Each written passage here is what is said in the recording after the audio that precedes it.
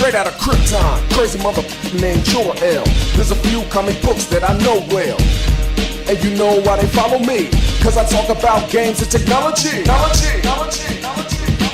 And we're live. Welcome to No Wi-Fi on Kandor, aka the NWK podcast. I'm here with Jay the artist and tech enthusiast. What up? And Adam Incognito. I feel like I didn't say that like incognito enough. Adam Incognito. I'm gonna work on that. I'm being incognito. If you want to get in contact with us, contact us directly on Facebook on the and No Wi-Fi on Kandor Facebook page, or the email NWKcast with a C, nwkcast@gmail.com. Adam, I'll start with you here. I personally feel like canon is one of the only issues concerning comics, like the comic books themselves, because like most of the time that people have issues, when people have issues with something concerning DC, it's usually with the shows, it's usually with how a character is portrayed. It's usually, you don't usually hear people complaining about the comics. So I feel like canon is like the consistency of canon is one of the only issues that comics actually have. Do you agree? The comic book itself you're talking about? Or its adaptation into the show? Yeah, No, I'm talking about the comics themselves, the comic books themselves. I think obviously you feel like that it's an underlying issue with everything, but yeah, I think that's one of the only things you can really nitpick with. I think canon is like something that people are always concerned with on comics, but it's not as big a deal as people make it out to be, because it's the same issue that happens in television and movies.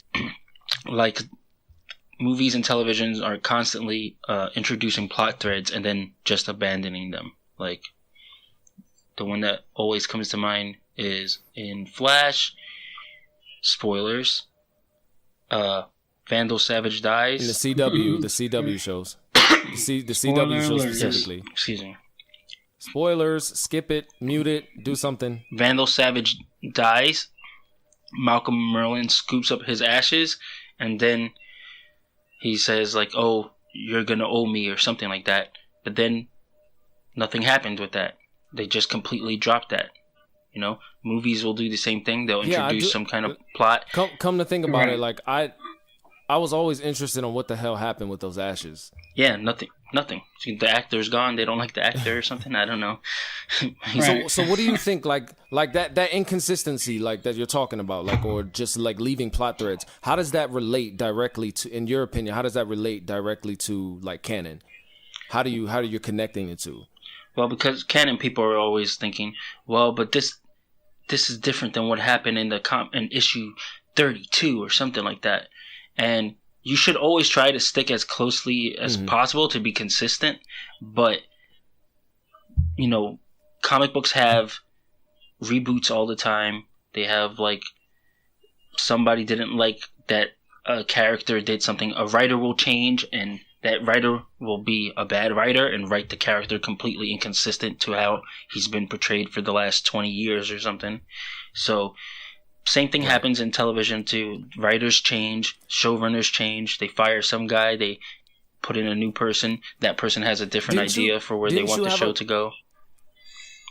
Go ahead. They change a character. Sorry, I didn't want to lose the thought. But didn't you have a problem? Don't you have a problem with Barry Allen on the CW Flash? Like, don't you feel like this isn't really Barry or something like that? Well, yeah, Barry Allen on the CW is more of a like conglomeration between himself and Wally West from the comics. Like, I agree with that. Yeah, because I remember you saying to me, like, that's not, Barry wouldn't really do that, and especially with Wally, when Wally shows up. Yeah, I mean, in the comic books, some issues with that, especially when he first came. In the comic books, Wally works with Star Labs for a little while. It's the same setup, you know, except he worked with Tina McGee, who is a rival scientist in the TV show, you know. they just make a lot of little changes. They combine things. You know, Wally's funnier, Barry's more like he's the guy who tells dad jokes. You know, right? Plus, Wally seems to be into girls more. Yeah. Oh, he's more. So Jay, I'm gonna ask you. I'm gonna ask you the same question, Jay. You know, do you feel like canon is the only really real issue, like the consistency with canon? Because there can be so many iterations, and one of the examples that I can use for you, especially being a Superman fan, like we talked about before, if there was a certain comic, like Superman in the Justice League animated show, right? Versus the Superman in, what's the strongest version of Superman that you've ever seen in a comic? In a comic? I mean, he's done so much stuff in the comics. Tell you the truth, I think it's probably some of the TV shows or movies that I've seen him like really where they show single scenes. But in the comic books, I think they kept him pretty consistent. I mean, there's some things sometimes in the older comics, depends on who's writing and stuff, but you know, where they'll have him do something like, oh, he moved the planet, or he does just something crazy, outrageous. But I mean, I think for the most part, as far as his strength and stuff, they always leave it, when it comes to Superman, they always leave it where even he truly doesn't know how far he can go. So because of that, you know, they can go crazy with it, you know? But I think, right. As far as the canon stuff, I think, it's important for the comic books especially to be canon. If it's going to end up being on a TV show or a movie, because you have to compare it to something.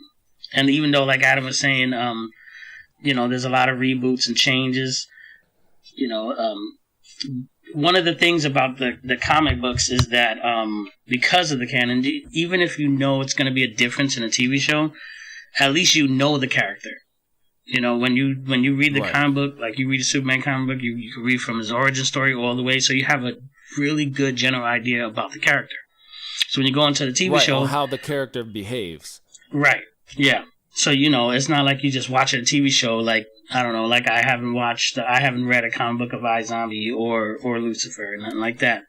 So I don't know if the character in the TV shows is really on point with the character in the comics.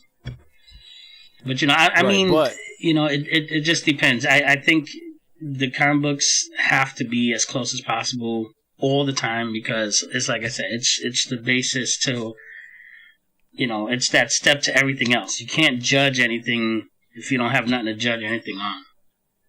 Yeah, but my point with that is, like, the characters more or less usually stay the same.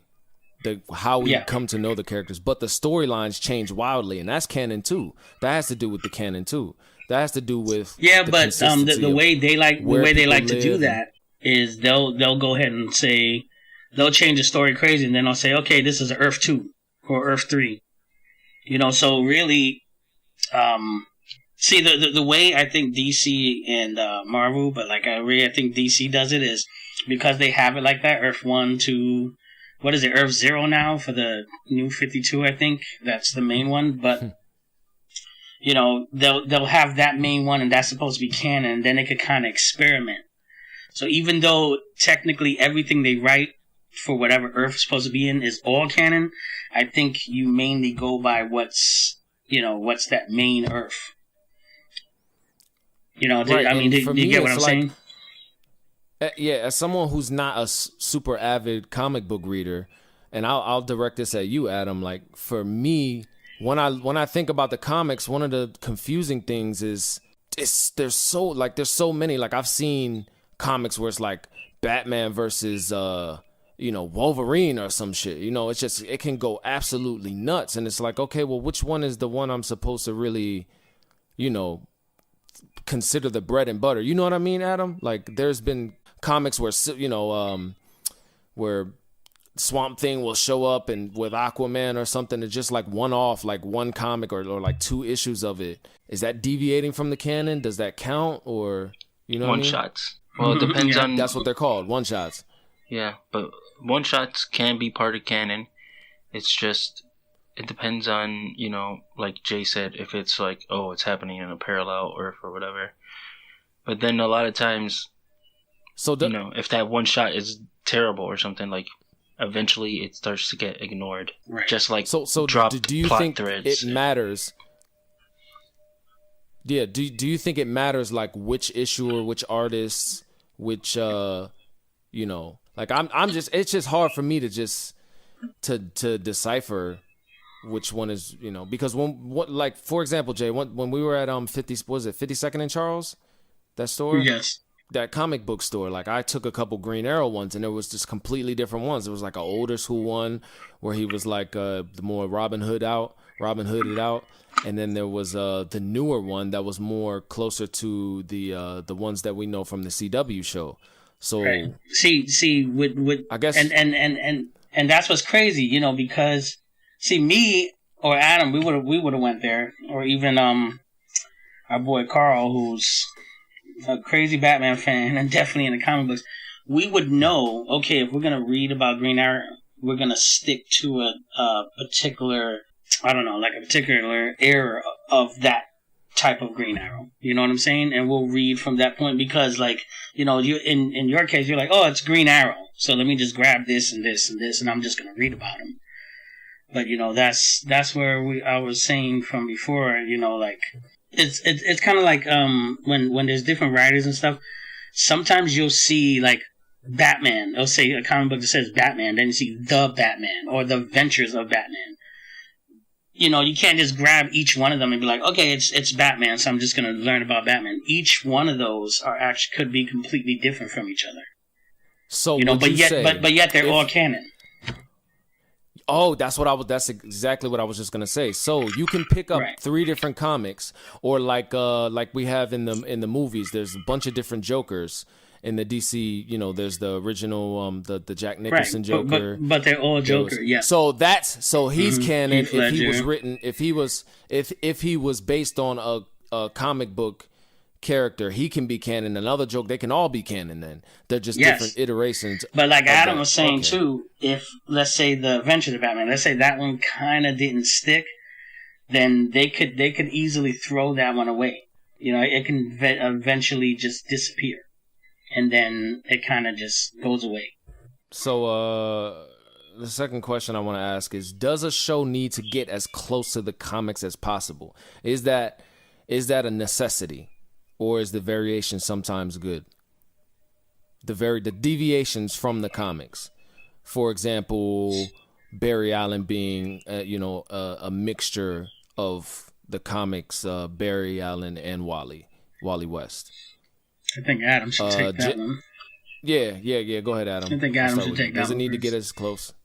Yeah. I actually think that it's a good thing a lot of times when they change things. That there's variation, or yeah. Okay. I mean, in general, I want things to be as close to the comics as possible, especially because that's the character you like. You read the comics, you like that character, you want him to be like that. If they completely change it by, changing, their origin and who they are, if it's a man or a woman or something, that can completely change the character, right. And then you're not going to like them anymore. But certain times, especially with older characters, like they might have a really crazy origin that doesn't quite make sense now that we know more about science or something like that. So a lot of times, newer shows can or just streamline a catchphrase things. that doesn't make sense nowadays. I guess. Gee Willikers is Batman. The thing I think of with that is the I keep forgetting his name, but the guy on Luke Cage, the second guy, he had like a very Christmas? 70s. Oh, the second villain you're talking about. Yeah, and he remember. had like a catchphrase. I was reading about it. I did not see the second villain. He had a catchphrase that and I didn't actually catch it. I didn't know. I don't remember what it exactly was, but they were saying it just didn't translate because it was like he was supposed to be like, groovy man, hey, one of those kind of things, and it just his catchphrase just didn't translate. But yeah, continue. But like for instance, on spoilers again, Young Justice, the way Wally West gets his powers is different than how it is in the comics. In the comics, it just happens seemingly by accident, the exact same way it happened to Barry, which is like, what are the chances of that happening, you know? But in the animated show, it's like makes him super. much more deliberate. So it's like, it makes a lot more sense. And you were saying that it's gonna tell me, because I'm not caught up on Young Justice yet. So you're saying later down the line it's gonna show where. Yeah, you'll get up to a point where he'll talk about how he became the way he was, or the way he is on the show. All right, Jay. So what do you think? Does the show need to get as close to the comics as possible, or is the variation good sometimes? Well, like I said, well, I agree with Adam too. Like, if you're a hardcore fan and everything, yeah, you're gonna want and you love a character, you're gonna look for that. Whenever I watch Superman again, obviously, if anything I watch with him in it or read whatever, I'm expecting, him to be a certain way.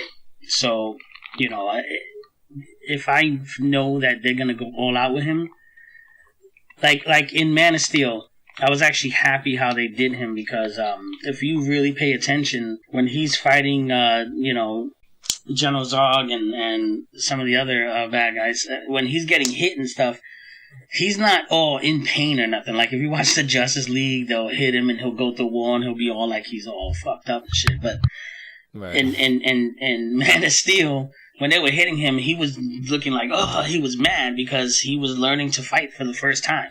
So they really wasn't hurting him. He was more pissed off at the fact. So I kind of like that. And it really explains more to why, when they did the Justice League, the actual movie, why, oh my God, Steppenwolf, right? I forgot his name. Steppenwolf, yeah. Yeah, Steppenwolf. Yeah. Why he was nothing to him. He just kept swatting him like a fly. Because by then, he already had the experience and everything he needed. But everybody would want any character that they like or anything to be just like the comic books. But, there has to be variation. Could be a budget reason. Could be, just an outfit looks stupid as hell on a TV show or movie than it does. Didn't you say before that you can't get it? You can't mimic the comics in a show. You said it was impossible. Well, yeah, because you can't get it exactly right. Yeah, yes, because a comic book, they have more time to tell a story. You know what I'm saying? So they can really stretch it. They can build up a scene. In a movie or TV show, they kind of got to get to the point. So in the comic books, like, for example, if Flash was going to, run and do a tornado, if he was going to build up to do something, it'll do some kind of dramatic scene where he's like maybe thinking, talking to himself, he's building himself up. Then he shoots it, then he just starts running, and then it's just building up, and you see all this, all this power going crazy. Like, there's scenes where they show him running, all around the world to come back and just punch somebody and stuff. It can build up. But in a TV show or movie, they really can't do that. They'll just show him run, like, a couple of miles. He'll run down the block and then punch the shit. But the shows are getting better, though. The shows are getting better. They're getting better. Like, when we talked about the 90s Flash, what they could do technologically, and Adam, you can speak to this. You were so excited when Flash first came out on CW, the newer Flash. You were excited, look at what they can do with the CG. Like, the CG finally caught up to what, the directors and the comic book writers and stuff, what they would want to see out of a live action show. And it's cheap enough now. Yeah, it's cheap enough now to where you can actually do it. In the Flash, I guess because it's been on for a while now, I guess it's not as impressive. But I remember when it first came out, I was highly impressed. Adam, you remember when I was too. When we were talking about the how he saved all those people in the train. I think it was the first season, how he was going in when it was crashing, and he was just going in and out of the train. Yeah, when it was flipping and he's running around the train, like catching people out of it. That was dope. Yeah, like we were blown away by that shit. I remember we had a conversation about that. Like because I think I started the Flash later than you. Yeah. The CW Flash, and you kept trying to get me to watch it, and it was like 2 seasons in already, and you were waiting for me to watch that episode. Yeah, you got to put. You were like, make sure you put like spoiler tags on this podcast. But Right. yeah, the other thing, like I'll do spoilers. I'll put spoilers in caps. One of the other things that a lot of people were very surprised with is the fact that they were even able to have Gorilla Grodd on the show, and King Shark. People did not think they would be able to pull off those characters on a television budget, but they did a pretty good job with them. I've seen a lot of stuff online saying that they did not think any of that was going to happen. And the reason why isn't because they it has such a big budget. It's because CG caught up. It's because it got cheap and inefficient enough to do it. Now there's CG in every single Flash episode. There's CG, and the budget isn't, astronomical. Can I add something real quick to that scene? Oh. Yeah. Well, definitely. not to cut you off, but the thing. Well, I actually was, when I was watching the first the Flash couple of episodes, when I got to that scene, I actually was real surprised about it too, because I really didn't expect it, and it got to the point where I guess it was so, like when you read a comic book, you kind of just immerse yourself in it, and then you start to imagine, and it got to a point where I'm watching this on television, and I'm telling my wife, I remember telling my wife, do you know how, like, I was actually able to focus on the character and be like, how fast he has to be moving to be doing this? Right. You know what I'm saying? So it actually had me for a sec, like, wow, it's like I was a kid again reading the comic book. Yeah, but it's imagining it for you. Right, that's what I'm saying. So it was kind of like, you don't have to just, and that's the thing. And one of the other things, Jay, when we talk about variation sometimes being good, I know we talked about this. You told me sometimes an actor, like, you can have a character in your head, and when you're reading the comics and think about how they would talk and their mannerisms and things like that. But you said sometimes an actor can exceed your expectations, and like, wow, now that is that character. Like, I think I've read a couple of Punisher comics. And see, I keep going to Marvel. I'm trying to stick to DC, but still, the Punisher on the Netflix show is like, wow, is that like he's the Punisher? It's like, to me, he's the Punisher now. And so even though there's been other Punishers. Else. You know what I'm saying? Even though, see, that's why people get pissed off when they bring in these actors, especially an actor that, if you have a character and some actors, you went to 3 characters, like Spider-Man, for example. Look, we keep jumping like, they went through a couple of them until they felt like, okay, this person is right. Now, if it's like that, it's okay, because, you have to give the fans what they want. But when you nail a character, it's like Wolverine. Okay, who else? Can you think of anybody else who's going to play Wolverine after? No. Right. Yeah. I can't think of anyone like that on Wolverine. DC that's nailed it. What about Margot Robbie? On DC what about Margot Robbie as Harley Quinn? You can picture somebody else as Harley Quinn besides her. Not the New Age one. Not the one she's playing. No.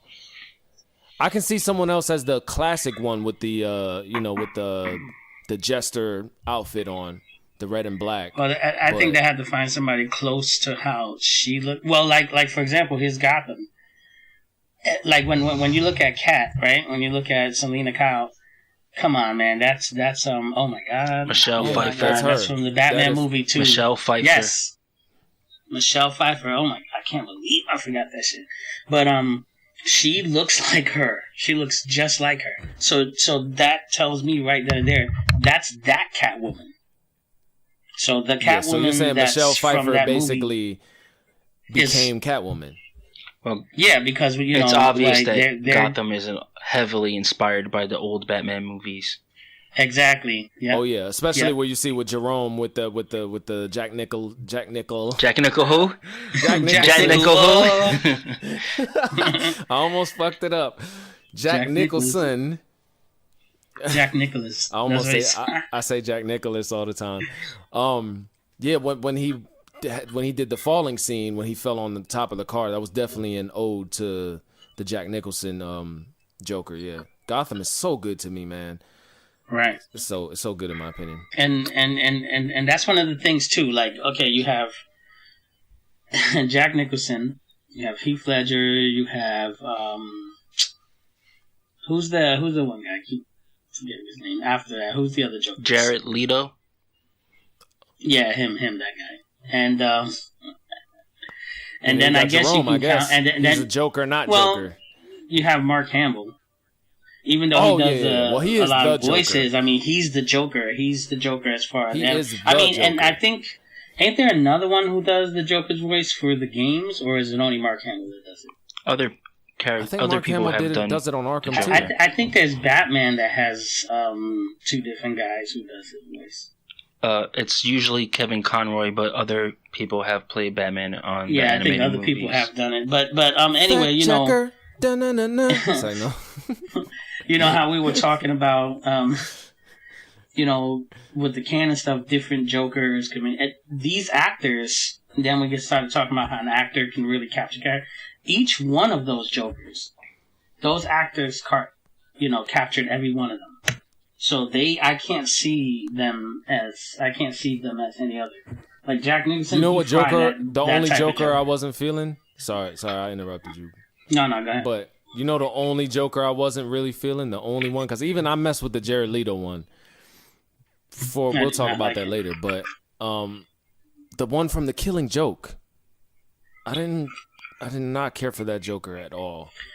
The animated. Yeah, The Killing Joke. Yeah. Now when I went to watch that, and I know when Adam told me about it, hey, have you watched it, whatever, and I was like, no, I didn't.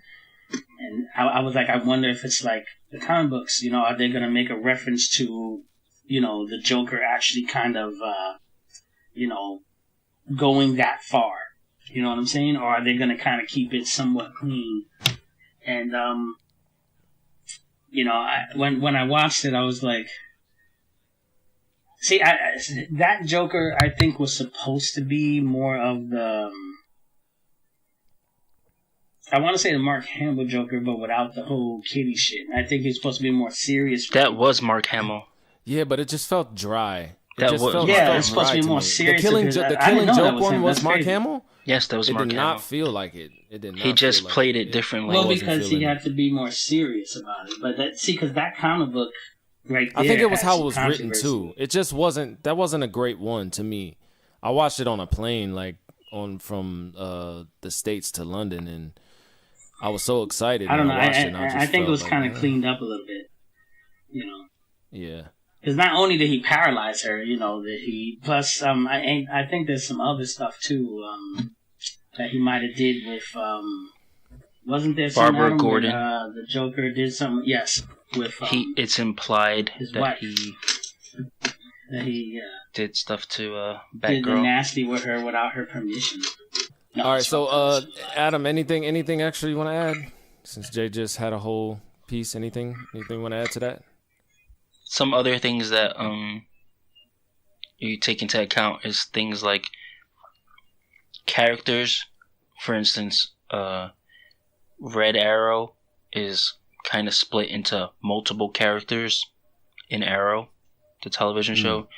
Thea Queen and Roy Harper are, you know, Thea Queen doesn't exist. She's a variation of another character from the comics. But Speedy, the nickname, is the first alias that Roy Harper uses. And then eventually he becomes Red Arrow.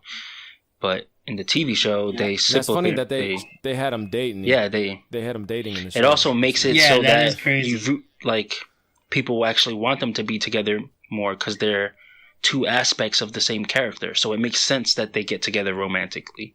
And that fans of the comics and stuff would root for them, you know? That means if they had a child, it would become the comic book Red Hot Sandwich. Quick side note. I just had a flashback of when I was watching Arrow in the beginning season. I don't think it was the first season when he found out Theo was doing drugs and he just went up to the drug dealer and just snapped his neck. I'm like, damn. You ain't talk to him or nothing. He's just like, nope, snap your neck. You sold my kid's sister drugs. You're dead. Like, damn, bro. Like, yeah, fuck. we definitely need spoiler tags in this. Definitely. Yeah, I'll say spoiler, but I couldn't believe that. That's when I knew. I was like, okay, I see what kind of show this is. Dude don't give a fuck. I know, like the Green Arrow, that was crazy. Like just killing everybody. I think all the newer ones are like that. I mean, they're really getting dark and a little gritty with a lot of this shit. DC is being known, is starting to become known for the grittiness. Other than Flash still a little bit, rainbowy, but I think I prefer that in general to the really I'm a popcorn stuff of the Marvel universe. I'm a dark guy. All right, next question is like a kind of like a 4-parter, but I'll fire the questions off quickly. I'll start with Adam again.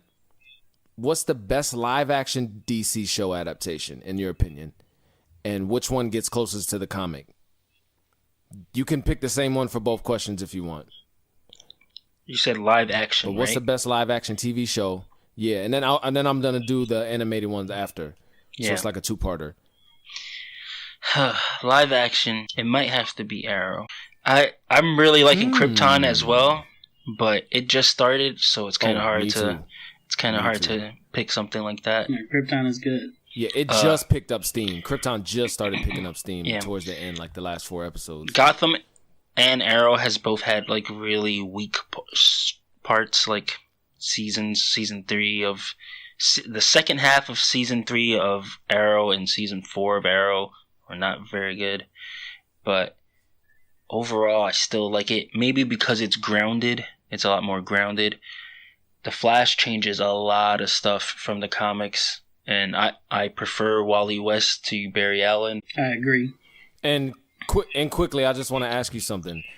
Is the fact that you're more emotionally attached to Flash? You read more Flash growing up than Arrow, right? Yeah, I read the entire run. I think it's like 250 issues or something like that. The fact that you like Arrow more and the deviations from the comics won't bother you as much as the Flash deviations. Yeah, because I know the character. So is that more, why probably Flash bothers you? Yeah, that could be a big part of it. The things on Flash bother you more. And I think the other thing is they are really taking a lot of the storylines from the Flash, and they're taking straight up Wally storylines and changing it to the TV show, and they're not as good. Like if you read the real Savitar arc, it's better in the comics. If you read the reason why Barry goes to jail is like messed up in the comics. Like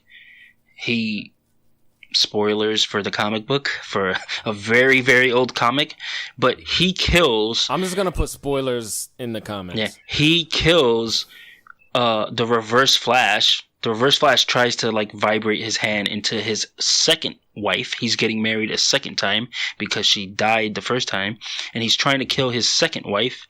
And the Flash like catches up with him and pulls back on him and snaps his neck. So then it becomes a thing of manslaughter, and like was he right in killing this superhero? I mean, the supervillain to protect this woman, and it's a very interesting thing. Like, he's a superhero. He has all the power in the world. Like, did he have to resort to manslaughter to kill a villain to save the life? Could he have come up with another reason? It was very long storyline and boring. It got boring and old eventually in the thing, but it's a better concept than what was in the TV show. Me personally, the Savitar thing didn't land with me at all. Like, it's a lot different. I still in the enjoyed comic. it because I'm not super picky. But I didn't even read the comics like that, but I know whatever Savitar was in the comics was better than that. Like, it just, a lot of stuff just didn't make sense. And part of it is just TV, you know? There's budgets, there's deadlines to meet. They write themselves into corners all the time. That's not to say that the television show isn't good or that their portrayals of the characters isn't good. Like, Captain Cold is very interesting character. The way he portrays him on the thing. Oh shit! Yeah, I actually love Captain Cold better in the show than in the comics. Than I do in, the anime series. It's weird. There you go. It's that's weird the variation. though. That's good from the last question. If you read comics a lot, then you get used to seeing different takes on characters and liking different versions of characters. Like, oh, there's this version and I really like this version, but I also really like this version. And that's how I feel about the television shows as well. Like, Captain Cold in the comics is so cool.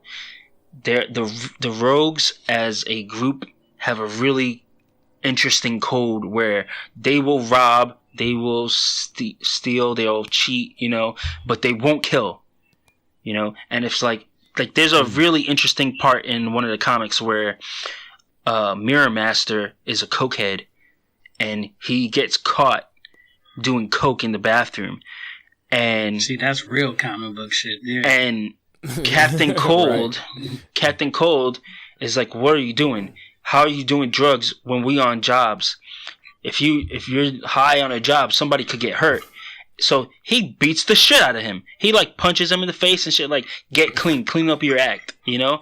And it's like, he's like a tough love character and stuff like that. And but they will not kill, they say don't kill capes, because what happens if you kill a cape? You're just going to bring the rest of the superheroes out after you anyway. So it's better off for you not to kill superheroes. They also have like saved people lots of times, because that's their whole thing. Don't kill unless you have to, you know, or unless somebody fucks with the Rogues. If you fuck with the Rogues, that's it. You're done.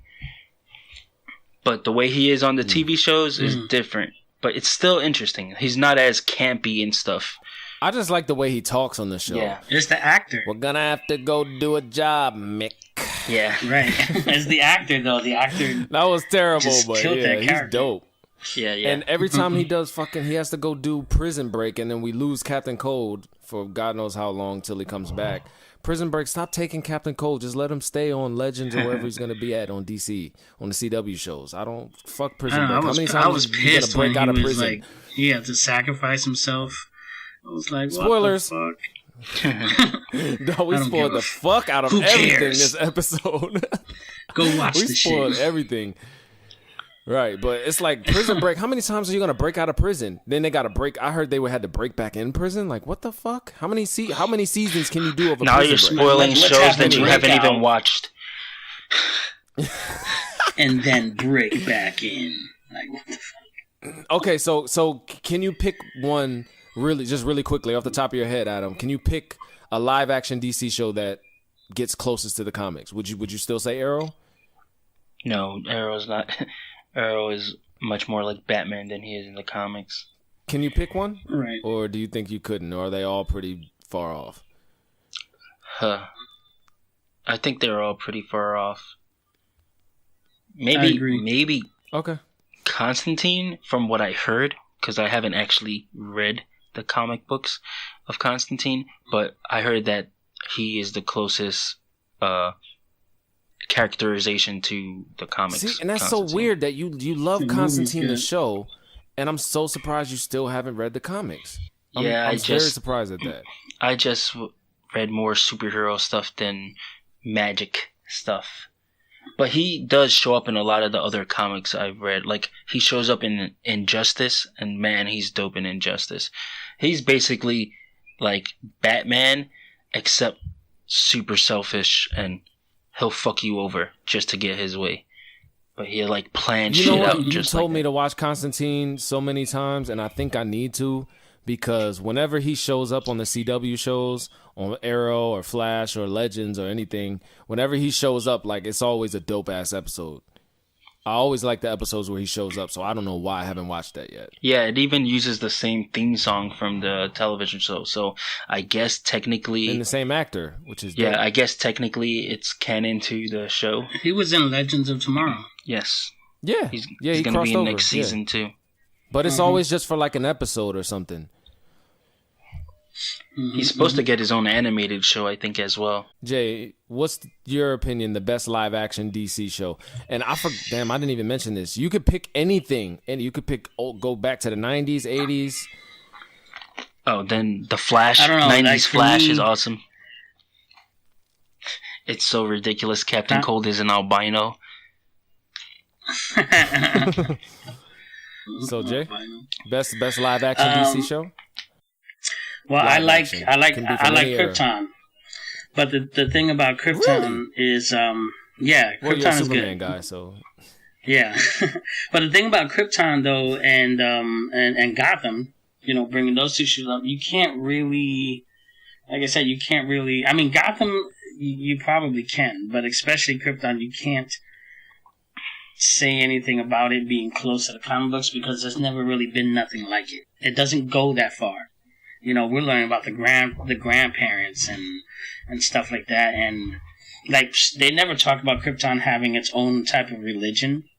That they never didn't. Right. That they were just like us, and they didn't really know that anything else was out there. They thought they were the only things, So like to me, after watching it, it makes more sense when you go back to the Superman movie, the one with Christopher Reeves, or even Man of Steel, why his father, why Jor-El chose to send him to Earth. Because if you listen sometimes when he says, they had the knowledge of like dozens or 200 or 200 something all worlds that, or all whatever. that technology on Kandor, and they don't have any Wi-Fi. Why? It's like, It's out. They can't get there.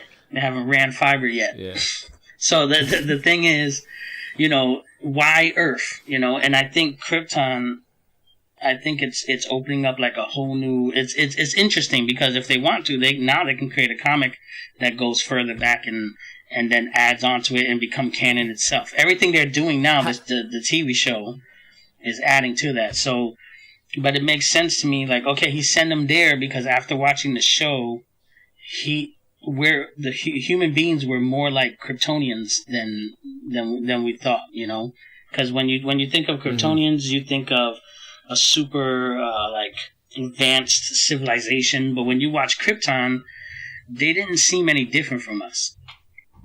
You know what I'm saying? There was they still poor had their people, problems, rich their people, political issues. Exactly. Yeah. There was a religion. Some people believed in it, some people didn't. So it was like religious and atheist, and like everything was. Whenever the grandfather he creates the Phantom Zone and everything, and he's like, there's more out there than us and whatever.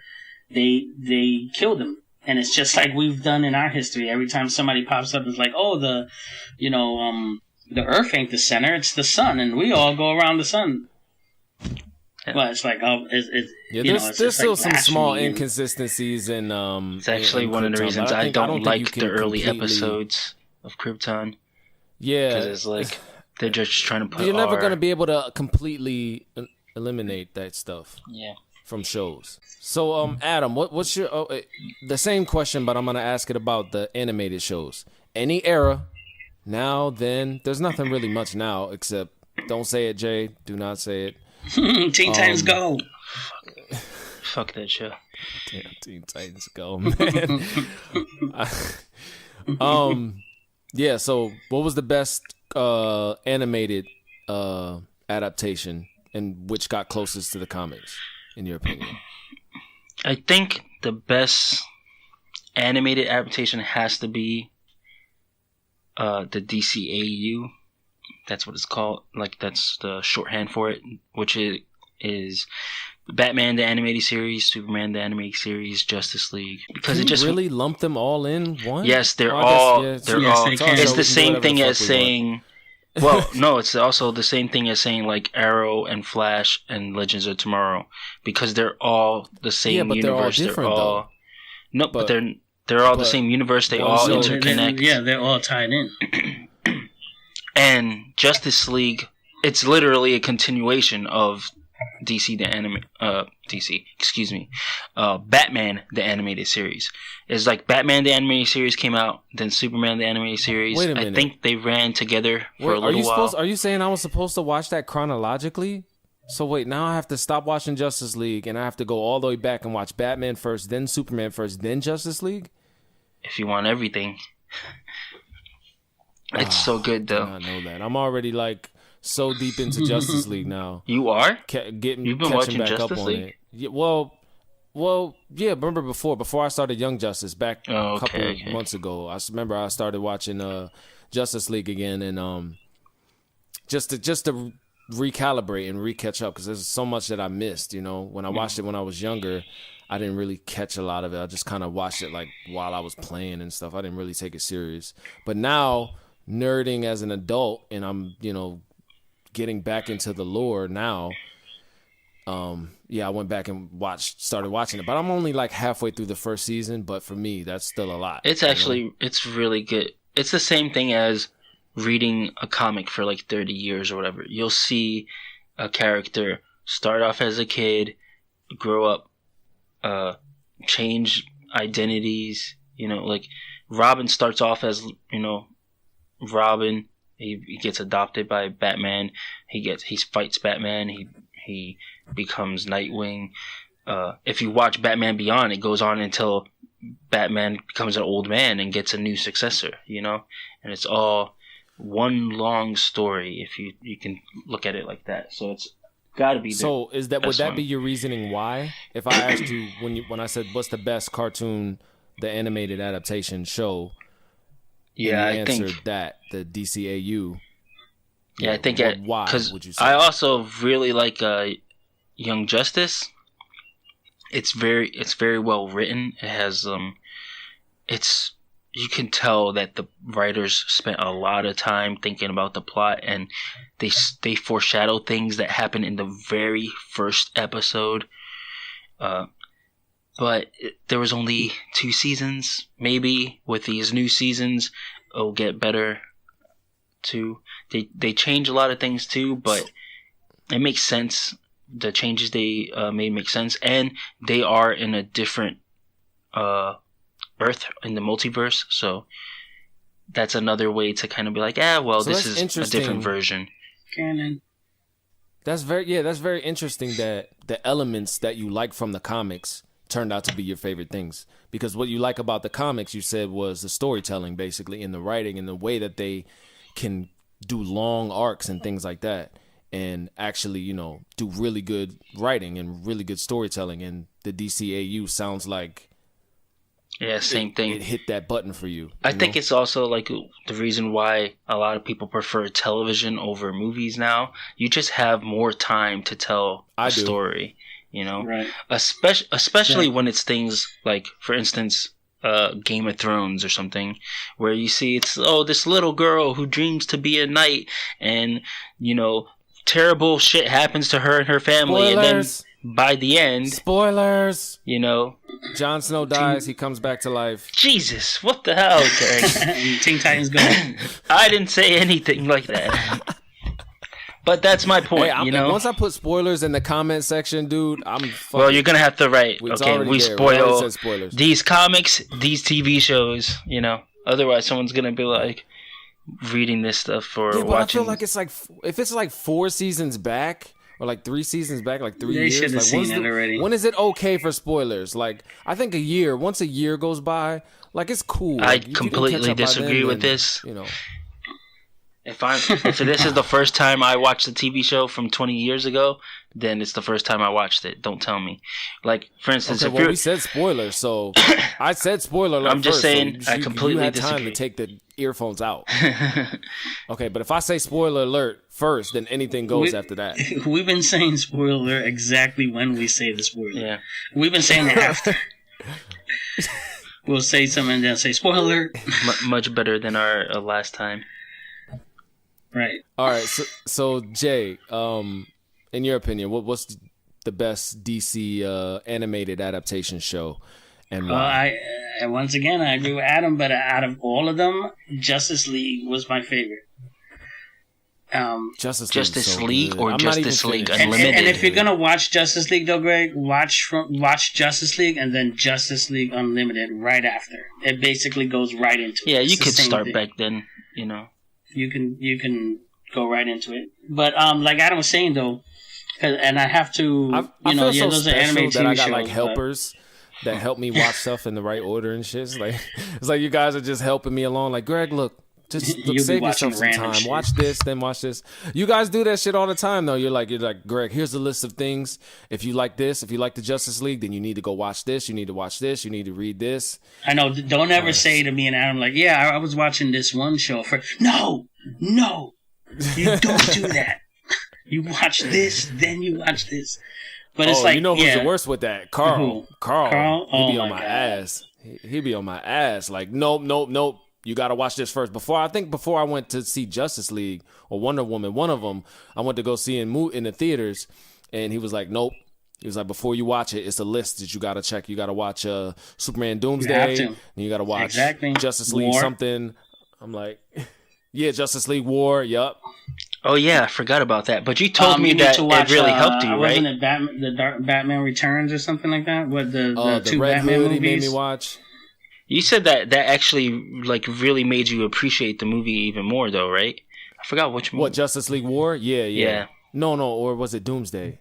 Well, yeah, there was one. What was the one where Wonder Woman on the animated movie where she was like, yeah. "Oh, ice cream is delicious." I Yeah. think that was War. Watching that one made was it Justice League War? That when I watched Wonder I think Woman so. in theaters, it made watching Justice League War made it much sweeter for me. So I get what you're saying. And It made it especially much when she's sweeter. I like, was "Oh, this baby, is from the oh, a comic." baby," and she walks to the Yeah. baby. It's kind of like the same thing with the Yeah. ice cream.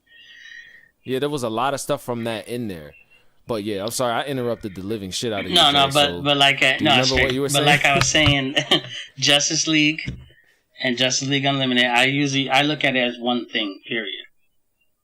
So just watch it like that. But that one's always been my favorite. I think because of the stories, and there's always two-parters. It's never just one single episode. They always it always goes to be continued and goes right into another episode. So.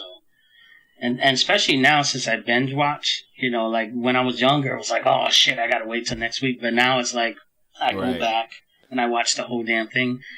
But really, to me, DC though, has always, especially from the beginning, they got better at the movies. They got way better at the movies. But all their animated series and the TV shows and the movies, they've always fried it. It's always been their best work. And then especially some of the anime movies, the stories are really good, and the artwork. Except Batman Ninja. Artwork was I great. didn't see that I one don't know yet. what the fuck was going on. I don't know what was Well, going the on in artwork that looked movie. decent. I just got to. Do you want me to tell you what happened?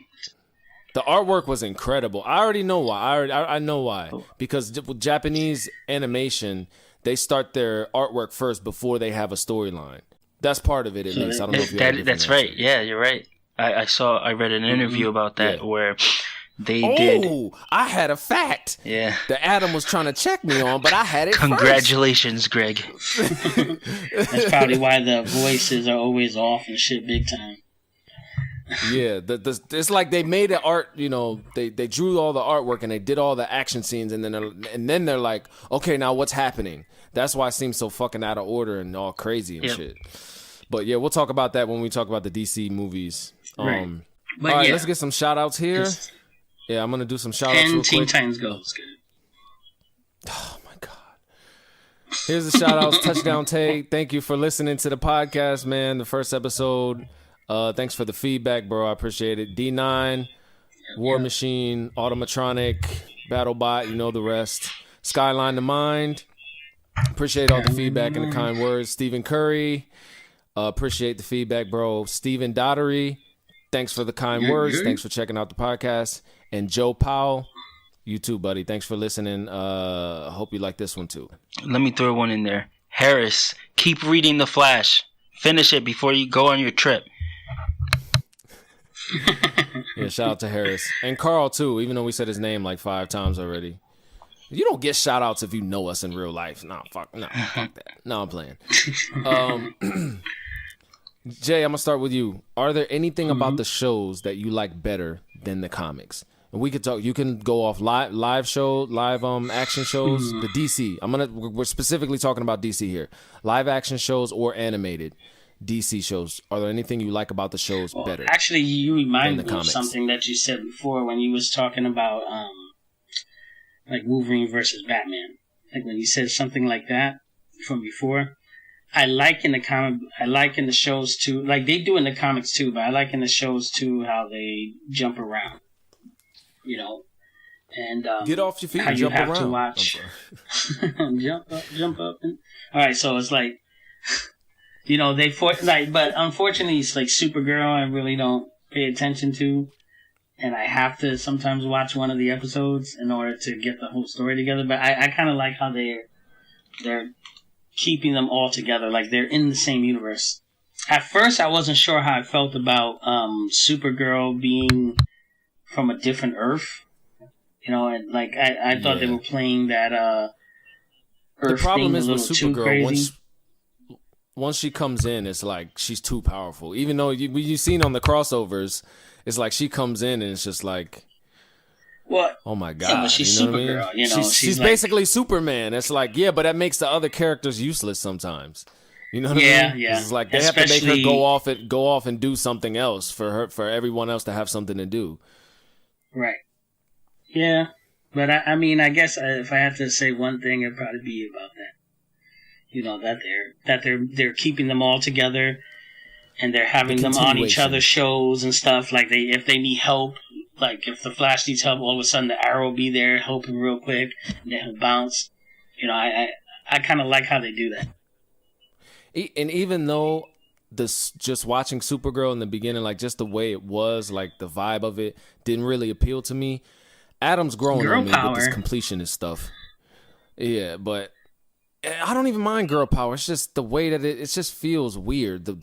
I don't know, but it's because they're trying to give her the shine. She's Superman, you know, because when they show Superman on her show, she's all jealous and like it kind of, you know, like, oh, she kind of seemed like she was pissed that, you know, every time he was around, everybody's like, oh, Superman, like he's a big deal, which he is, you know, compared to her. But there's definitely feminist undertones. Like that's part of what makes the show, and it's cool. Like girls have to have some, you know, a character to look up to. That's not why I don't like it. It's just but like the Wonder Woman character though, that character can hold her own. It don't have to be all girl power and shit. That character. Sure. Itself she is girl power. She fucked shit up in that movie. When I watched the movie and I seen her flying through the buildings and shit, I was like, damn. Yeah. And when she threw that tank like it was nothing, I was like, oh shit. Mm-hmm. But yeah. So Adam, anything you like about the shows better than the comics? We can talk about we could talk about animated, live action, whatever. Yeah, I like some of the streamlined origins and stuff like that.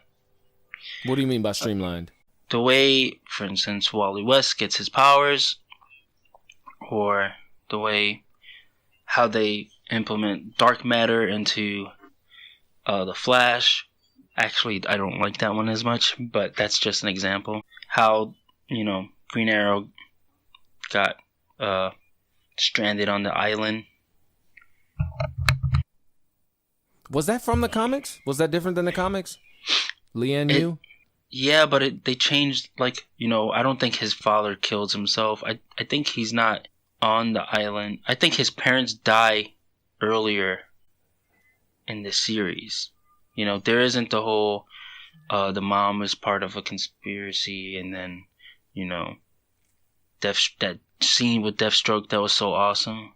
And there's just a lot of differences in the things in the cartoons and stuff, especially that, you know, when you were trying to adapt a TV show, for instance, from a comic book that was made in the 1940s, science now is probably better than it was back then. You know, they probably understand more. It's advanced.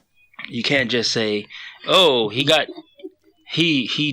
inhaled some chemical that gave him all these powers, and it's like, dude, we know that chemical doesn't do shit. You know, that he was chemical outside do that planting some roses in his garden when all of a sudden the sky got dark and a meteor crashed and hit him. Remember Meteor Man? The fucking meteor was following his ass. Meteor Man. And it just goes in his chest and shit, and he's just like, oh my god, I have meteor powers now. Like, come on now. Oh my god.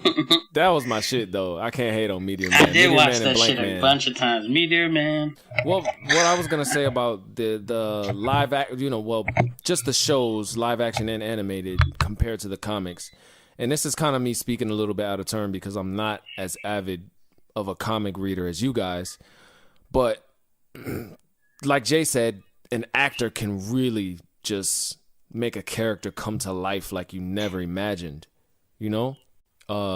You can have more visual representation, you know, the fight scenes, things can just come to life. You can see the character come to life like you never thought. The emotion on their face, if they start crying because of a sad scene, it could actually make you sad, you know what I'm saying?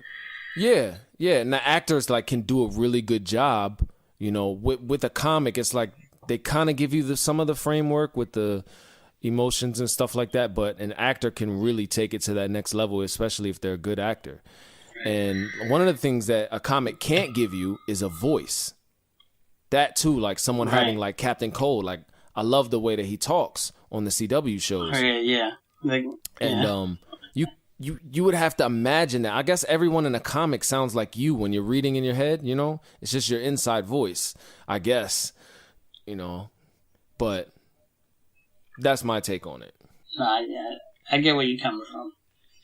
You know, because like if you looked at the Captain Cold and he had a fucking a winter jacket on with a hoodie and shit, with like white fur around it and sunglasses and shit with a gun, versus the way he looks in the television show. You know, I don't think I don't think you would even dreamed of matching the voices up. You know, you probably thought like old school. Right. Old TV show like, I'm going to kill you, Batman. You know what I'm saying? All right, Batman. I will freeze the ground so when the Flash runs, he can trip on it. You know what I'm saying? You would have been thinking some other crazy shit rather than how he sound. But you know, you know how you was talking about how the Flash, how it ended up being, one of those. It wasn't a clone of him. It was a double. When he goes into Speed Force. He creates a what? Talking about Savitar? Yeah, Savitar. Yeah. You know how you was mentioning that earlier, that you really didn't like it? Yeah. You know, when I was reading stuff online, a lot of people... Well, I'll get to Zoom. But with that character, I really didn't care for it either because, especially when I went online, a lot of people were saying that Barry Allen is supposed to be faster than Wally West. Like, he's supposed to be the fastest out of all the Flashes, and he's not, because he has the Speed Force within him, or some shit they were talking about. So when I seen that, I was like, why does he need a suit? You know, if he's supposed to be he's a time remnant, but wasn't he a time remnant from the future? So shouldn't he have been faster than him already? Why would he need a suit? He lost his Speed Force aura. They explain that. That's how come his face is burnt. Oh. Well, so he needed the suit in order to use it again? Yeah, to not get burnt by the Speed Force. To protect him from the see, I really didn't pay too much attention to it because I was like, I already knew it was him in there. You know, I kind of had a feeling when they were trying to guess who it was. I said, I bet you his ass is in the suit. But Zoom, when Zoom first appeared, I fell in love with that character. Maybe after later on, it started getting a little crazy. But the first time he appeared, I liked him a lot. And it was because of the Candyman was doing the voice. Yeah, and the voice. So basically, you took a super long route to get to my point. Basically, that was right about the voice. But with him, like I love that shit. When he came out, like he was a scary character. If he was real and you ran into him, dope. He scared the shit out of you. You know, but you know, later on when you find really out, set it off. it's the other guy, and, he takes the mask off and it's the other guy. I'm thinking, like, okay. So you guys never, like, think of a voice when you read? Not Besides really. your own? It's just I guess, in a way, like, but not detailed, I guess. Because I feel like you could have the opposite problem Ass. where you're reading a villain or something and you're thinking about, oh, he must sound like this terrible voice or something. And then they put him on a television show and you're like, what? That's the voice they chose for him? That's lame, Like, I pictured him with a much deeper voice. Everybody's my voice. Yeah, you can have that problem too. Yeah, like Laurel. Yeah, I didn't like that. I didn't like her anything. Her character sucked. With her. Yeah, Laurel on Arrow. Yeah. I kept waiting for her to get her ass beat every time. I'm like, oh, she about to join the fight.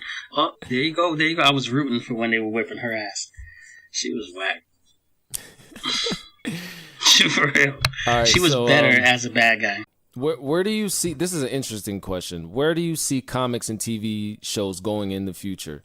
Like, I'm talking about specifically their relation to each other. Do you think they will always be intertwined? Adam, I'll start with you. Do you think they'll always be intertwined together? Like, will one take over? Like, will comics get, just like be like rotary phones and stuff where they kind of die out and it's like no one really reads them anymore like that? I hope not. Hell no. I think comics have been like on the decline a lot, but with things like the new DC Universe app, like I think the Netflix model and stuff would be the thing that's gonna get comics to be read more if people ever if they go back to it at all. Like the DC Universe app, one of the things they're supposed to do supposedly is after a television show ends, like I watched the new episode of Titans, and then at the very end they're going to show you the comic book that inspired that episode. So then oh wow, this is the comic. Let me read through so it will be available digitally. That's the one thing I was thinking, like comics have to get some type of like major outlet digitally, or like there's Comixology now, but physical stuff in general. Yeah, I'm sure there are a lot of people who just download the comics too without paying for them and stuff, so that probably hurts it. It's one of the easier things to pirate, so that's probably one of the reasons why a lot of like their sales have gone down. But the same thing with like television shows. People would pirate television shows, but then Netflix came along and they made it a lot easier to just pay a small amount and then you have access to everything. So once these Marvel already has Marvel Unlimited, which you subscribe to it and then you can read all their back catalog, and DC is supposed to come out with their thing this fall, I think it is. But I would never want the physical comics to go away. It's just like books. Books are having that same problem. Like, I just finished my English degree, and all my professors, like, they lament the fact that even the people that do read nowadays, it's always on a Kindle, on a iPad or something, Yeah. And there's something to be said of just having that physical thing there where you could flick through it. There's something different than there is a difference, but if it comes between not reading at all and reading a digital comic, then pick the digital comic. Right. Like my when I got my brother-in-law to read to comics, he was like, well, I'm not going to do the digital thing. I want to actually read the book. And then he built himself a little collection. He has like a shelf in his house now with just like a whole bunch of volumes of Batman impressed. And stuff. I did not see him doing that. I'm impressed. Yeah, he liked it a lot. But then comes the realities of stuff. He started running out of space. His shelf is full. And he wants to go on a trip, like an international trip. He's not going to bring a ton of books with him on a plane, So he got Comixology, and he got like a couple of volumes. I think he got all the volumes of The Flash, and he's been going through those, I think what he decided on is like a little mixture, which I think is probably the best too, is you just read most of your stuff digitally, and then the things that you really like that you want to add to your collection, to your bookshelf, you go and you purchase a physical book for. Yes, sir. Yeah, Jay, I was gonna say that when I went to 52nd and Charles with you, and I got those Arrow comics, I left them at my mom's house in Philly. Yeah, see, if you bought those digitally, you have them right now. I was so mad, God. man. I did all that to pick them out, and I was so excited. I never even got to read them. I was so upset about that. Oh my God. But next time I come back, I'm definitely gonna go there and I'm gonna get a bunch more. I'm gonna have like but this time I'll $20, help you pick out the selection. dedicated. Yeah, I'm gonna have it dedicated just to grab some different comics. I definitely want a Justice League one, a couple of them. But Jay, do you see where do you see comics and TV shows going in the future? If I could propose it in a slightly different way, do you think you'd be a good person to ask, where do you think the TV shows will go? Like, do you think that CG will keep becoming cheaper and more efficient to where one day we'll see TV shows in a way that we see movies? You know what I mean? To where it's like just that good. Like you see something like Game of Thrones, even though the budget is just outrageous, so you can't categorize that as a normal TV show. But No, but it's just like anything else. TVs are super expensive, but eventually they get cheap, and newer ones come along. Same thing with cell phones and everything else. There's no difference between production budgets or budgets for games or anything. Eventually, as time goes by, technology gets better, it gets cheaper. So things are just going to get better and better. But as far as the physical comics, though, like that Adam was talking about, he's absolutely right. I'm definitely, like you guys both know, I love collecting retro shit, and I have tons of collector stuff everywhere, and I love doing it. So I actually have comic books, physical comics that are framed. And, then I have them hanging on the wall. Like, some of them you just have to have, you can get your hands on it. But I think I think there's always going to be a printed comic. And the reason why I say this is because retro is so huge now, you're starting to see music back in vinyls. It was from CD to, like, digital, digital audio. Now it's a vinyl. You know what I'm saying? So I think the same thing, but I think the next way for it to evolve is like you were saying with the Kindles and the Nooks and stuff like that, and just especially with audio, some type of mass storage service like Netflix for comics. Yeah, like if I wanna, there's a couple of audio services that I've went on and I've looked to see if they had comic books, and they do. So if I'm busy doing something, like I'm working on something, or I'm doing something, I can have it just read it to me if I wanted to, so I can still kind of enjoy it, and that'd have to be weird having though. To read. Just be like, what voice is it in? Is it like in the Siri voice where it's like, Superman, what are you doing? Kapow, no, I don't know. It won't be like that. I've seen. They have. I'm not sure about the comic books, but I know with certain books, I've seen them have different, like the same book, but different versions of, I guess, readers, or different, books. Different readers. Like, oh my God, what's his name? Patrick, from he's Captain Picard from Star Trek. Patrick Stewart. Patrick Stewart. Yeah, I'm no good with names. I've seen a book they had where he's reading it. And then one with Morgan Freeman, and they're reading a book, and I'm like, oh shit, but, I think comics are just basically gonna go digital. It's like Adam was saying, you can have physical comics, but you're eventually gonna, you can't have every comic. So, as far as having a physical comic, to me, you should only have the ones that you absolutely have to have. This way, you have those in a collection if you're serious. And like I said, you can hang them up or just keep them because they're just going to go up in value if you look at it like that. But if you're trying to just read a whole series or something, you can go digital or audio. And then, but I don't think that the TV shows are eventually going to separate themselves. Yeah, because the comics are the source material in a way. Right. It's basically a script for them. So as long as they keep writing them, they can go through them real quick and then just make a show. I think they're just going to go hand in hand.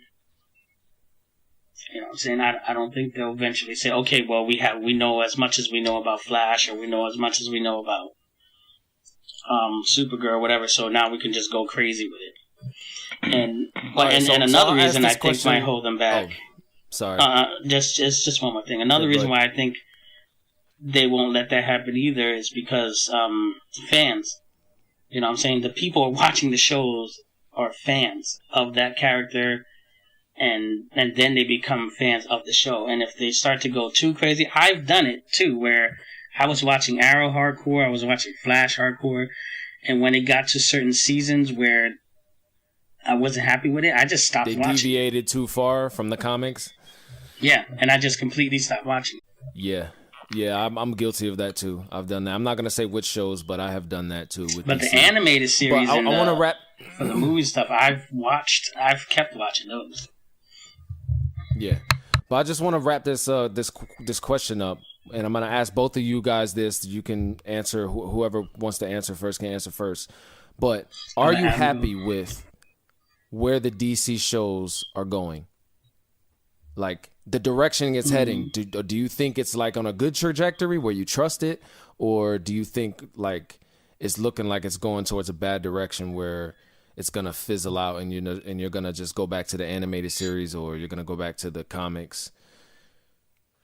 We can even count the animated series because Teen Titans Go. You know what I mean? Like, do you the direction? Yes. Do you like the direction that the DC shows are going in? Do you trust it? You want to go first, Adam?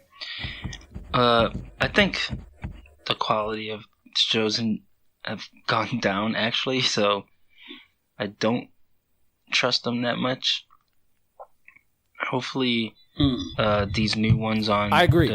Other than Krypton and Gotham. Gotham's gotten better. It was good, then went kind of shitty, then got really good. Krypton started off kind of slow, then got really good. So... Yeah. I think this is an issue with the writers, though. I don't think this is a problem with the format of television necessarily, Like, you could look at other, like Marvel, for instance, where their shows they're not 22 episodes. They're using a different format. It's not because it's television. It's because they're using a specific format. Are you talking about the Marvel? I mean, sorry, not the Marvel. The Netflix Marvel shows? Yes, they're like shorter seasons. They have tighter writing. I will say this. I will say this right now too. I would love to see one of these DC shows, Batman, Superman, Justice League, whatever, Arrow. I would love to see one of those shows, a DC with the Marvel Netflix format, with how dark. Yeah, which we may see with the DC streaming service. Like, once we don't know how many. I would love to see that episodes they're gonna have yet of Titans and stuff. I don't think they've announced the full episode count. Actually, they might have, but I just don't remember what it is off the top of my head. Right. Same question to you. Do you trust the direction the DC shows are going? No, I don't. I kind of, and for me, it's because, I think everything is just too political nowadays. So I think sometimes you got that right. I think sometimes whether or not they want to put something or add something to a show, they feel they need to, so this way they don't get singled out. And I think that can destroy a show. Point. You know what I'm saying? Like, they're like, okay, well, yeah, it has. These, like, let's say, here's a superhero where you stand on an issue, right? Like, here's a superhero chick, here's a super villain chick, and although in the comic books they would never hang out, you know what? Let's do an episode where something happens and they're stuck together, and now they have to kind of hang out and work together and do stuff like, just because we want to show a certain demographic. Yes, and I think that could kind of, and I've noticed that in The Flash. I was watching The Walking Dead with my mother, and I noticed some. We were watching season 8, and I noticed that it was like that. It was strong. It was heavy like that, and I was like, "This is crazy." And I was pointing it out to her, and I'm like, from in the very beginning when you watch the show, I never seen any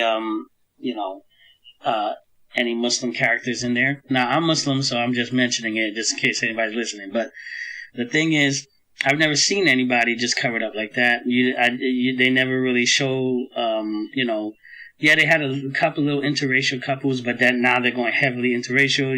They're going, they got some lesbian couples in there. You know what I'm saying? They'll do whatever it takes to throw it in there when it's like, hey, I don't give a shit about what anybody's doing. I don't care. Let them do their thing. That's up to them. But why do you have to cram it down my fucking throat? You know what I'm saying? Right. But anyway, I'm not trying to get into politics. I'm just saying, to me, that's where I think the shows are starting to go a little bit, and I think it deviates from the whole storytelling. But I think that's an issue with TV. That's an issue with all media and all TV right now. No one matter where anyone stands.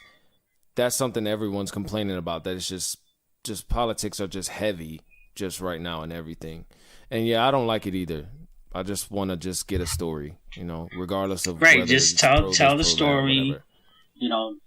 It's like you said. Look. If you got the comic books done for you already, the comic books are there. Read them, write a good story as close as possible to them, and just make the show. You know what I'm saying? If you want to add characters like that, just add it where it's fluid, where it's just more fluent, and not like I have to do a whole episode of just through these 3 characters because, you know what I'm saying?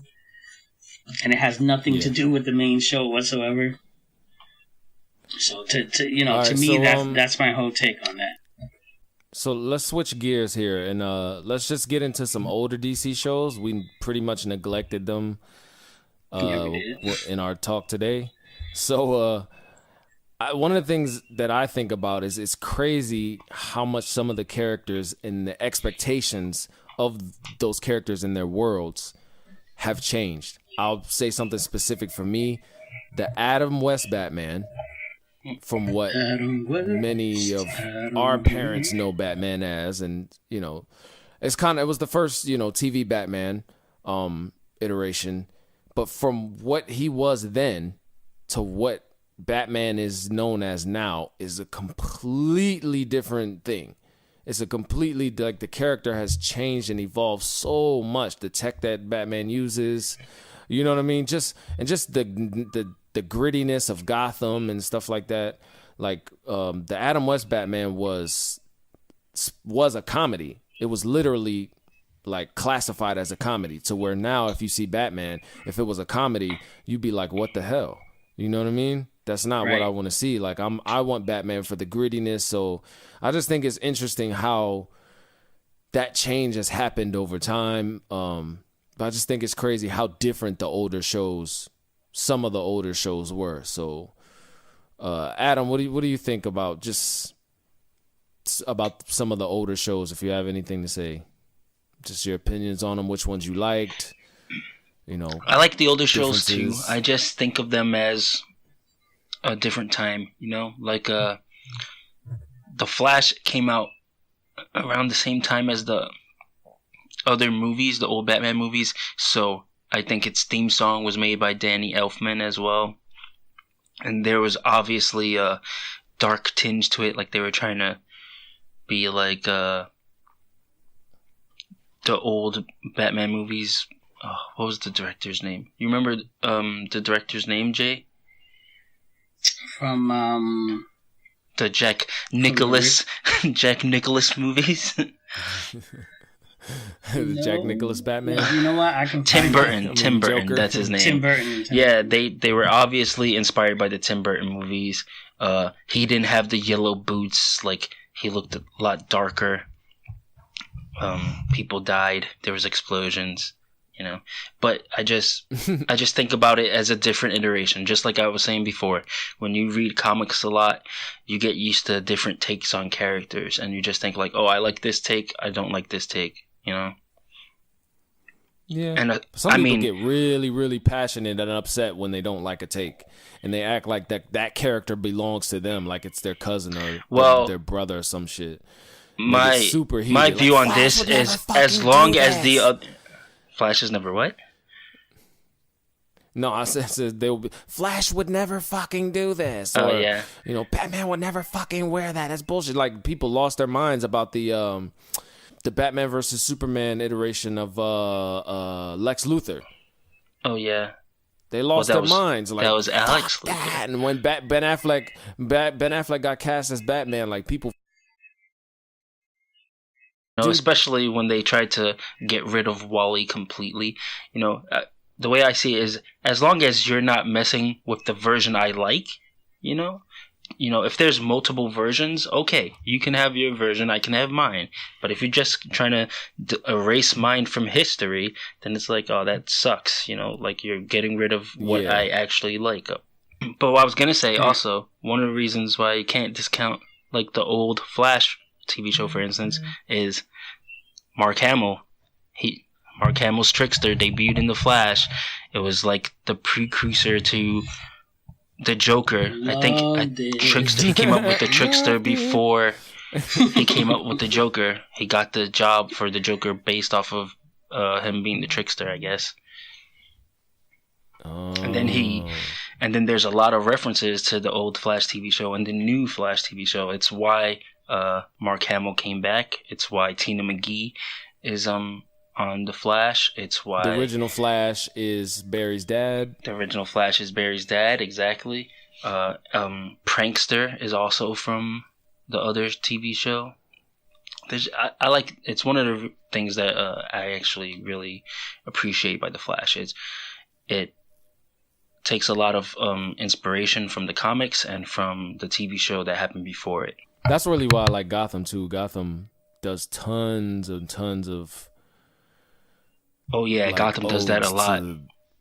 There are things directly from the newer comics, but then there are like shots that are like pretty much the exact shots from the old movies or something. So Jay, what do you want to say about the older DC shows, old school? Well, I've only got to watch, just a couple of them. My grandmother, my mom was into it when I was a lot younger, so I actually got a chance to see, the 50s Superman and the 60s Batman that you was mentioning with Adam West. And it's like you said, like Adam was saying, it's just a different time. They're good, but they were made for their time. I think they tried to do like an Adam West type of vibe when George Clooney was Batman, but I think that's why it sucked. Because they try to go too comedy. How you gonna have, like a dark, gritty Batman with Jack Nicholson and stuff, and Tim Burton doing everything, and then you go to a with the whole Poison Ivy thing, and was that Batman Forever? I think so. He has a Batman credit card and shit like that. In the Mr. Freeze, bro. Everybody, chill. Chill. What killed the dinosaurs? The Ice Age. Fucking stupid. Not more quotes from that movie than I thought you would, Greg. And come on, man. I love that movie, even though it's so bad. One of those movies that's so bad, but it's like so good because it's so bad. Remember when they were ice skating and shit? Remember when Robin and Batman were like fucking like on bat skates or some shit? Like that was, oh my God. Go ahead, Jay. I know bat skates when they're putting on a suit. Why they gotta show his ass? Like they're gonna show like a bat thong and shit. Putting on his, like nobody want to see all that shit. Like, it just got too crazy,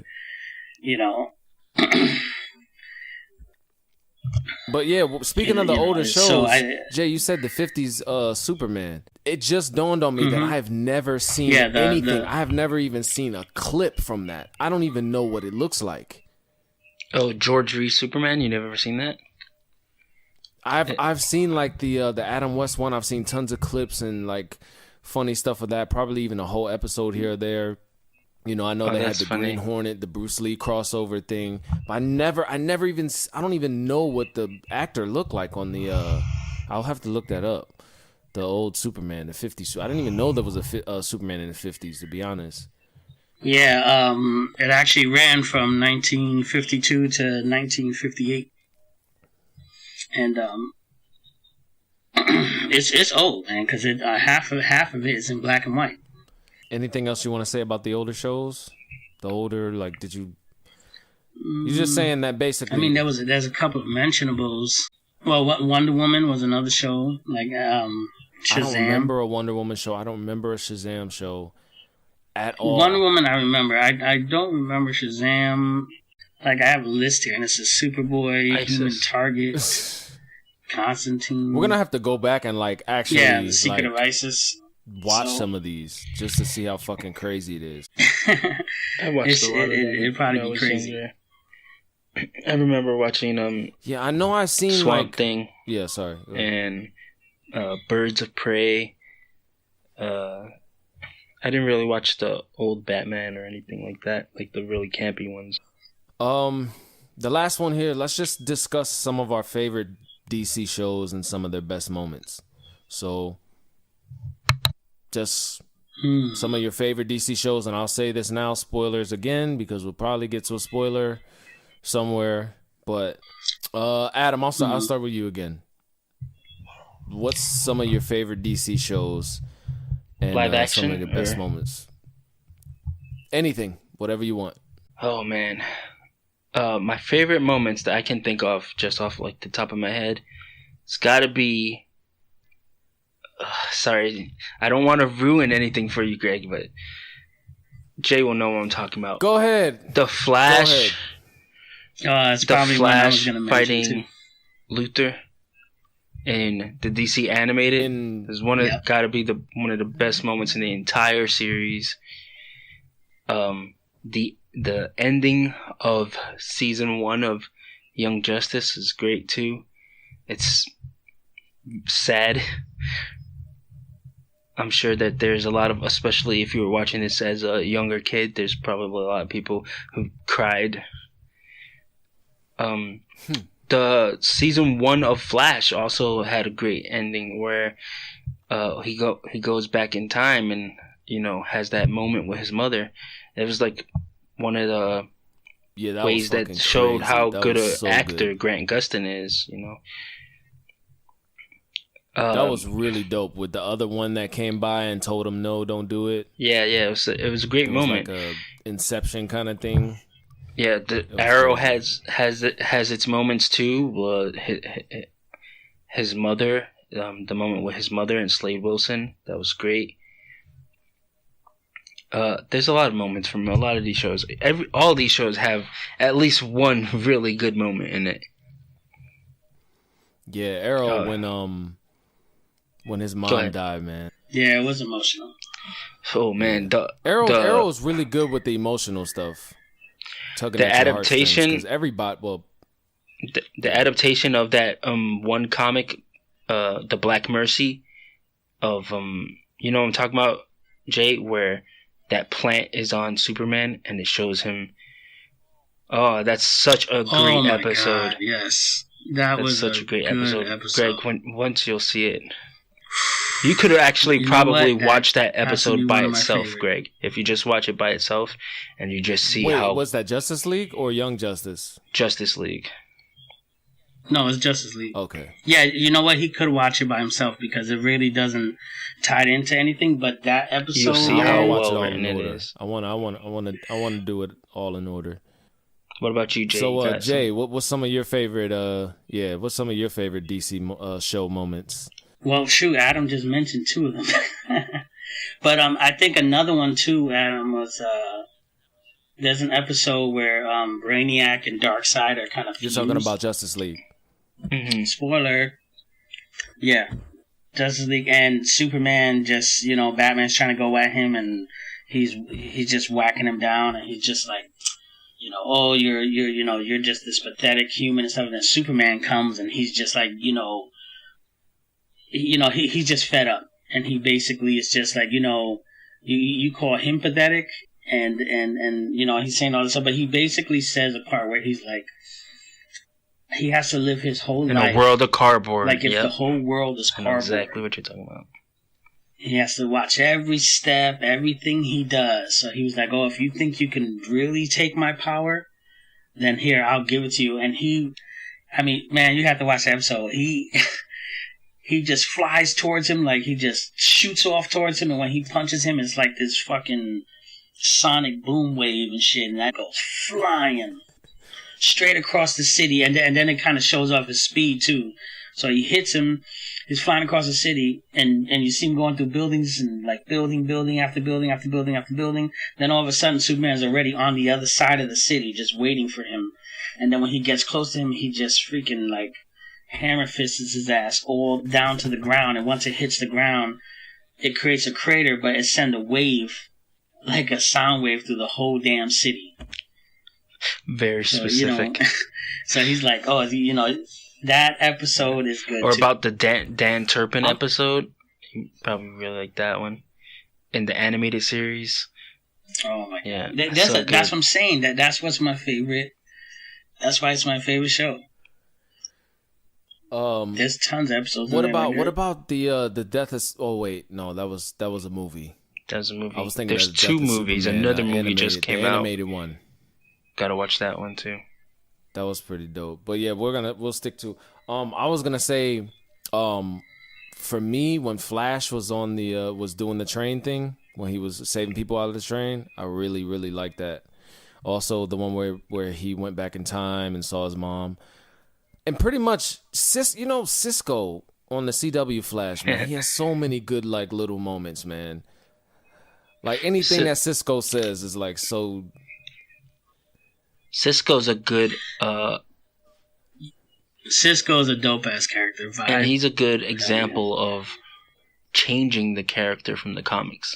Because I think in the comics he's like a breakdancer or something. He's no scientist, He's such a good actor too, man. Yeah, but even though they changed his character, he's way better now. Yeah, that was my point. You know what else had like he's the best.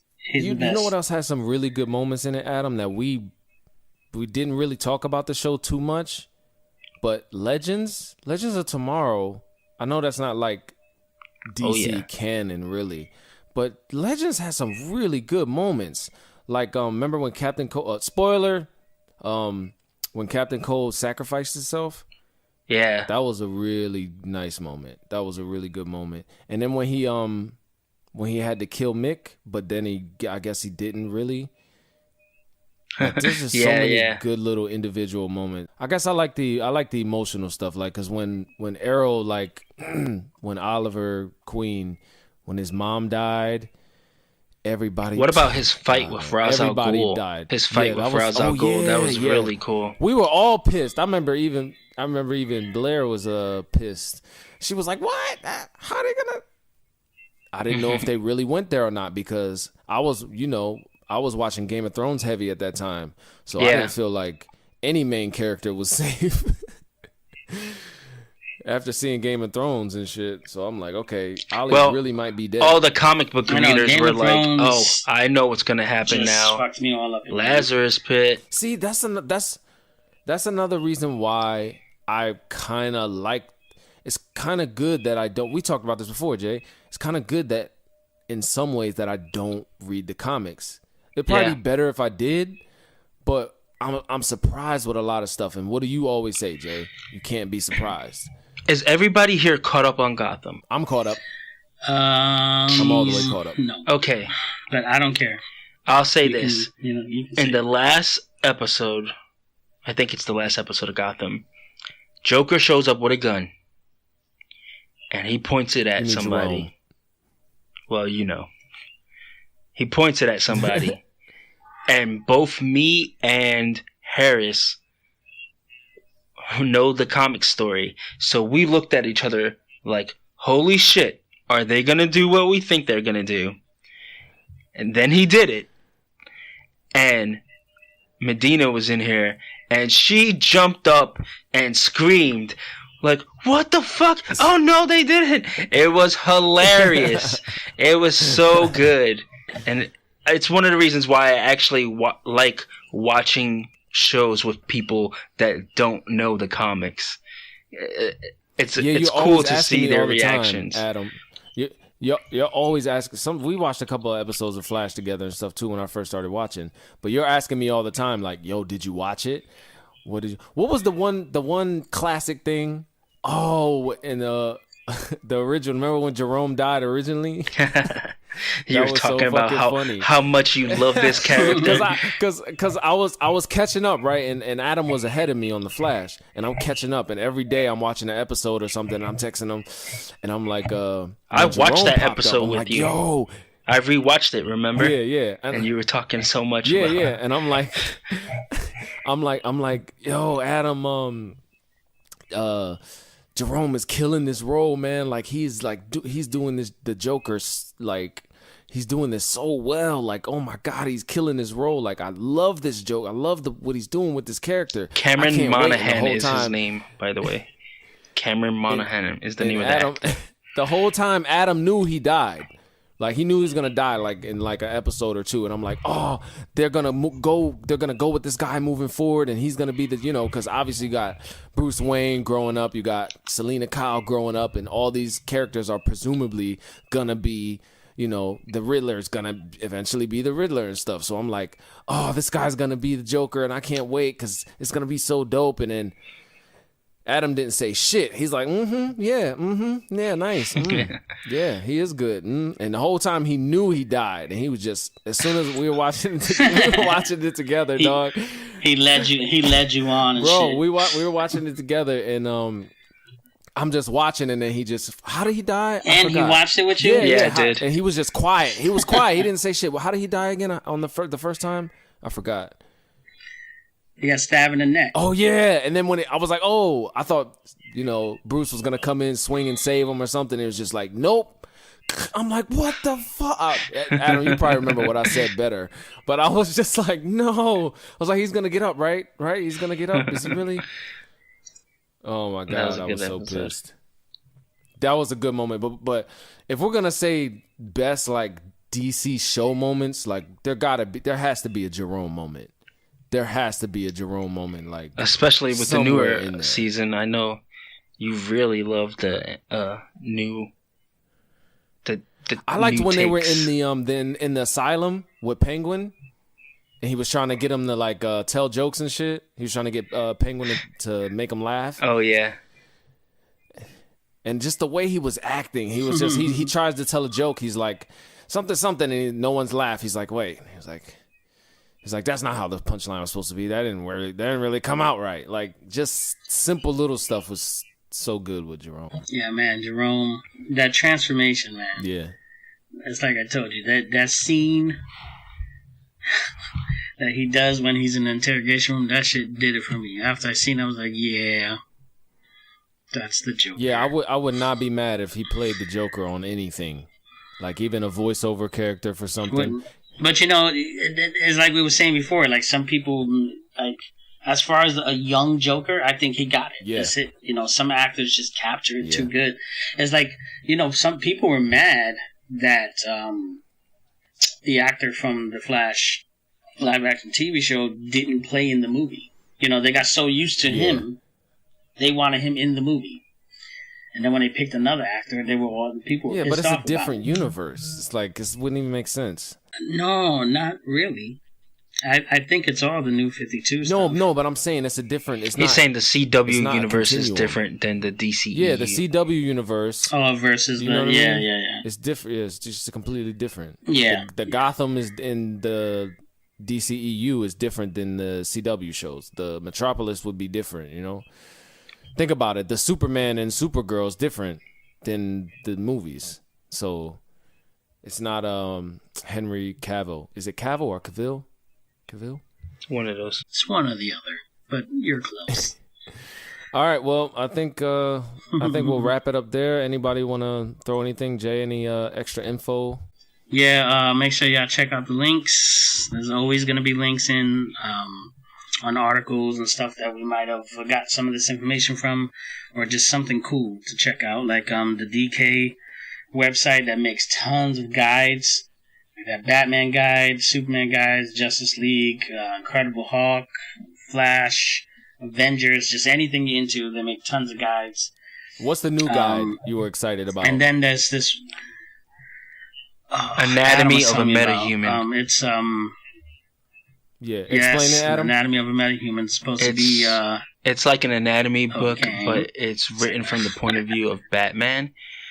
How he studies Superman or Cheetah or something like that. So it'll show like the insides of their skeletal system, how he thinks their X-ray vision works, or why Cheetah has her speed. I know Jason really loves that, so as soon as I seen that, I told him about it. I would like it too, really. Hell yeah, I'm getting that. You for my would collection. like it. It's very detailed art. It looks really cool. Okay, what else, Jay? I'm definitely getting that. And there's like some other cool stuff in the links. Like I ran across something that's like 10 things you didn't know about DC, and I thought it had a lot of funny facts. Like it's like does anybody even notice that the C in DC actually stands for comics, but yet people still say DC Comics? DC Comics. Or yeah, DC Detective Comics. So or the guy who created Wonder Woman also did the lie detector test. He was an inventor and a writer and a psychologist. And a bondage enthusiast. And a bondage guy. That's why Wonder Woman was always getting tied up in the old comics. He's a freak. All right, so Adam, you got anything you want to add, man?